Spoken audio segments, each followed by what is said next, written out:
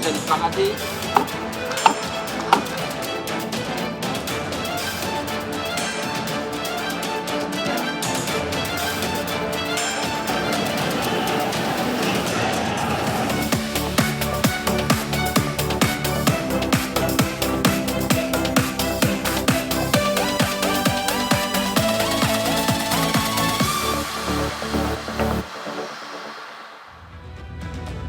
RUU Cipta Kerja telah disahkan dalam paripurna 5 Oktober di Gedung Parlemen. Dari 9 fraksi di DPR, 7 fraksi, yaitu PDI Perjuangan, Gerindra, Golkar, PKB, Nasdem, P3, dan PAN menyetujui.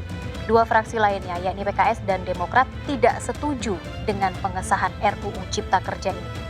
Pasca disahkannya RUU Cipta Kerja memancing para buruh untuk melakukan aksi demonstrasi di sejumlah daerah karena tidak puas dan menganggap pemerintah serta DPR terburu-buru dalam memutuskan dan tidak mendengarkan aspirasi buruh.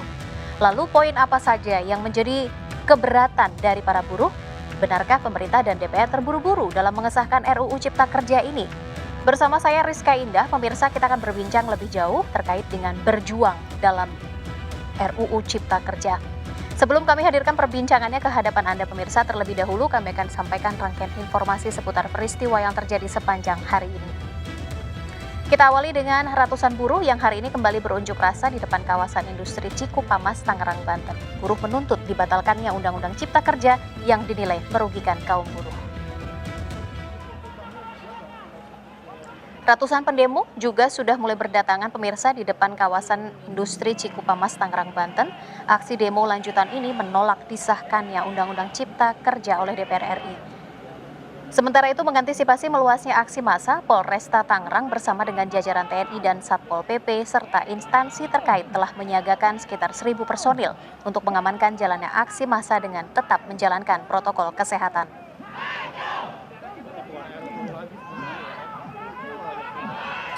Bersama-sama bersatu berjuang. Sementara itu sebanyak 3.000 buruh sebuah perusahaan di Kota Tangerang, Banten melanjutkan aksi mogok nasional dengan berhenti berproduksi dan menggelar mimbar bebas di depan pabrik dan memblokade Jalan M. Toha. Hal ini membuat arus kendaraan dari arah sebaliknya terjadi kemacetan. Buruh mengancam akan berangkat ke gedung DPR RI apabila aksi mogok selama 2 hari yang sudah dijalankan ini tidak ditanggapi oleh pemerintah dan DPR RI untuk membatalkan Undang-Undang Cipta Kerja. Didominasi buruh perempuan, mereka bergantian untuk berorasi, menyuarakan aspirasi para buruh, menuntut pemerintah dan DPR membatalkan Undang-Undang Cipta Kerja yang telah disahkan Senin kemarin.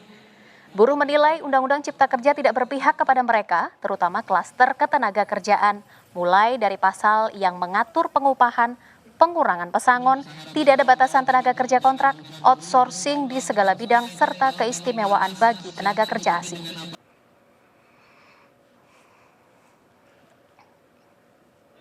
Selain itu, pemirsa, ratusan buruh di Cakung, Bekasi, Jawa Barat menggelar aksi unjuk rasa. Unjuk rasa kali ini dilakukan di dalam lingkungan perusahaan. Jadi berpikir, dulu dia setiap mau kampanye. Hari kedua aksi buruh diwarnai orasi di lingkungan perusahaan. Mereka juga melakukan mogok kerja.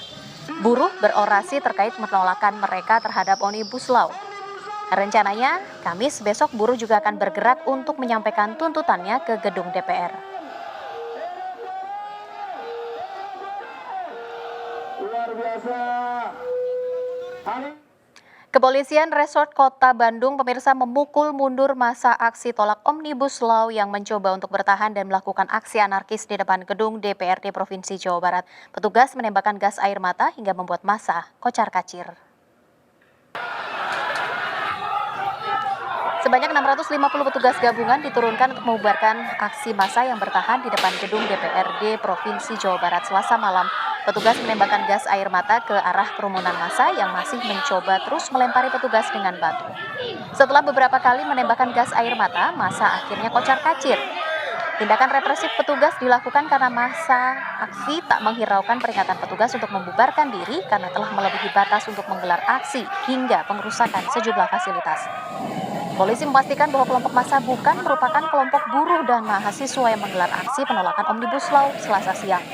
Polisi masih mengusut asal dari kelompok massa tersebut. Sebelumnya, massa memblokir jalan dan merusak fasilitas umum seperti shelter bus dan Taman Dago Cikapayang. Belum puas untuk beraksi, massa berpakaian hitam ini kemudian bergerak ke gedung DPRD Provinsi Jawa Barat dan melempari batu.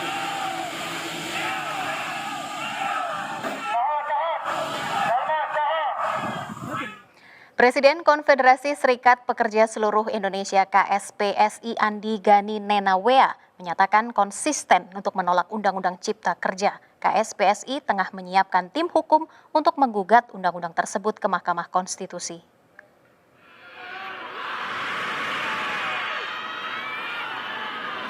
KSPSI tengah menyiapkan judicial review atau uji materi untuk menggugat Undang-Undang Cipta Kerja ke Mahkamah Konstitusi.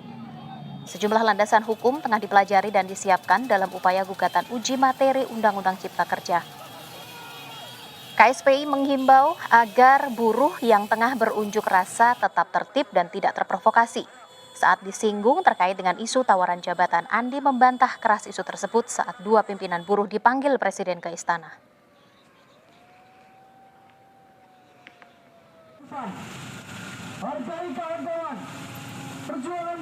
Sikap KSPSI sebagai konfederasi buruh terbesar di Indonesia, kami akan mengambil langkah konstitusi untuk mengajukan judicial review ke MK dalam waktu segera.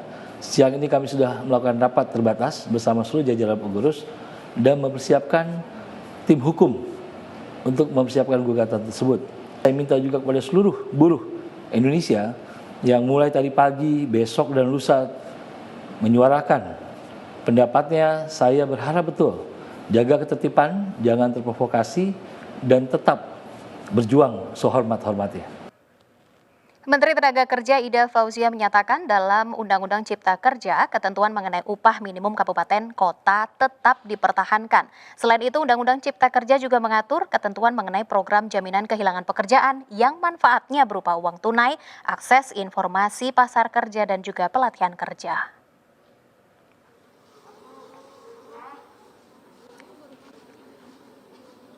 Menteri Ketenagakerjaan Ida Fauzia menyatakan dalam Undang-Undang Cipta Kerja pemerintah masih tetap mengatur syarat dan perlindungan hak bagi pekerja PKWT yang menjadi dasar dalam penyusunan perjanjian kerja.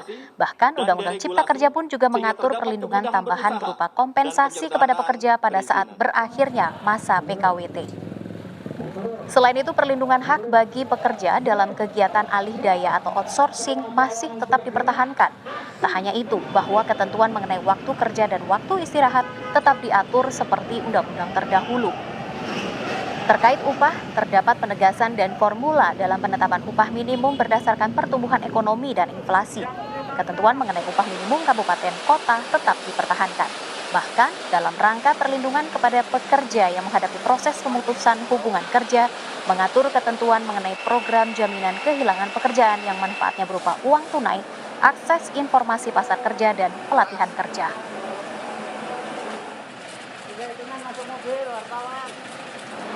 RUU Cipta Kerja tetap mengatur syarat-syarat dan perlindungan hak bagi pekerja atau buruh PKWT.